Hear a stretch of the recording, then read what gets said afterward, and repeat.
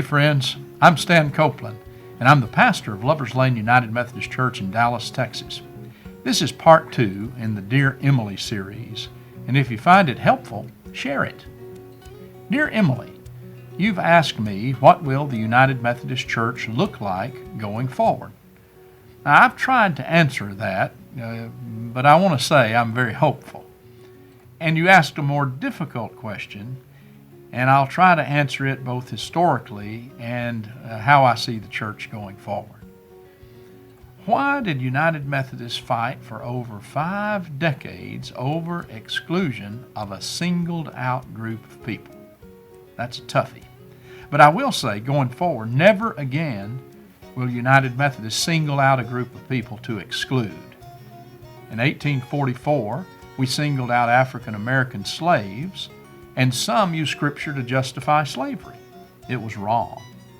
It would have been just as wrong if we had singled out a group, let's say, divorced individuals. What if we'd uplifted Scripture and the words of Jesus about divorce and said, divorce and remarriage is incompatible with Christian teaching? What if for 50 years after that we approved more exclusive language to target divorced persons from full inclusion in the church? Why would we be so uncaring or unloving? I'll say it again, going forward, never again will we single out a group of people in word and or deed to exclude from our fellowship. United Methodists, uniting and coming together is the best of our tradition. In 1939, we united North and South after a long, divisive time over issues related to slavery, and we came together to form the Methodist Church. And in 1968, we united with the German Wesleyan tradition known as the Evangelical United Brethren, and we formed the United Methodist Church. It happened right here in Dallas. Then in 1972, at the first General Conference of the United Methodist Church, in the midst of a very contentious time in our nation, at that conference, legislation was presented that said homosexuals, no less than heterosexuals, are persons of sacred worth. To that language, there was an amendment offered that passed. Though we do not condone the practice of homosexuality and consider this practice incompatible with Christian teaching. In hindsight, it was a huge mistake to single out a group of people to exclude them from the wide open doors of Jesus' church. It was wrong. We took the doors into our own hands and said the doors are open, but not for them.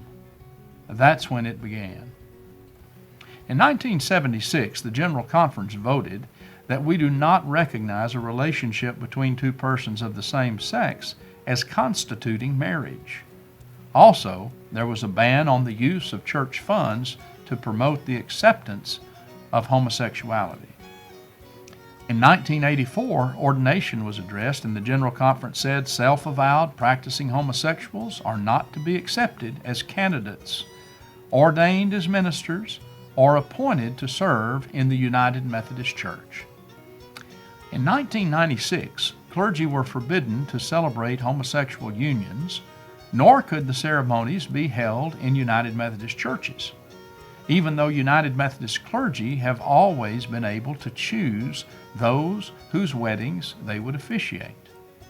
In 2016, the General Conference asked the Council of Bishops to appoint a commission to bring a proposal to a special called General Conference to be held in February of 2019. The Commission on the Way Forward was formed, and they did their work, and they brought to that special session a plan that they had approved, and 3 other plans as well that they had considered. Here's an overview. The One Church plan recognized diverse theological and scriptural understandings. It removed negative and restrictive language about homosexuality, and it required no annual conference, bishop, congregation, or pastor to act contrary to their convictions. Local churches and pastors were allowed to act on their own convictions.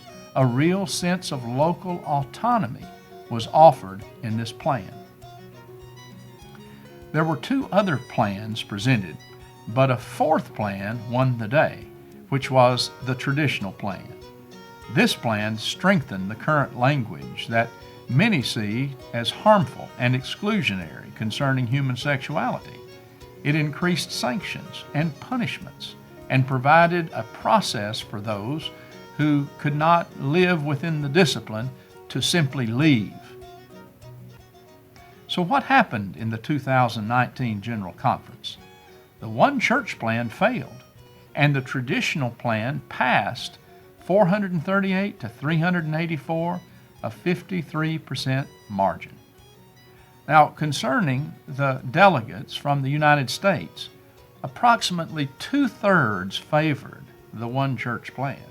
However, there were enough Central Conference delegates outside the U.S. whose votes were wrangled by the same old coalition, by the same old unethical practices, and the same old pressures and enticements to pass the traditional plan. Churches have made choices, and some have disaffiliated and left the United Methodist Church. But we United Methodists are working hard and diligently to be Christians known for our love, acceptance of others, and completely including all people for Jesus' sake. Most now want to see the church embrace inclusion in the spirit of Jesus. No restrictive, hurtful language anymore. As we say clearly, all are fully welcome, no exceptions. Emily, I hope you like the way we're going forward. And I hope that if anyone watching this would like to share it, that you will. And I hope that you'll subscribe to the Picklin Parson YouTube channel. Thanks for tuning in, and there's more to come.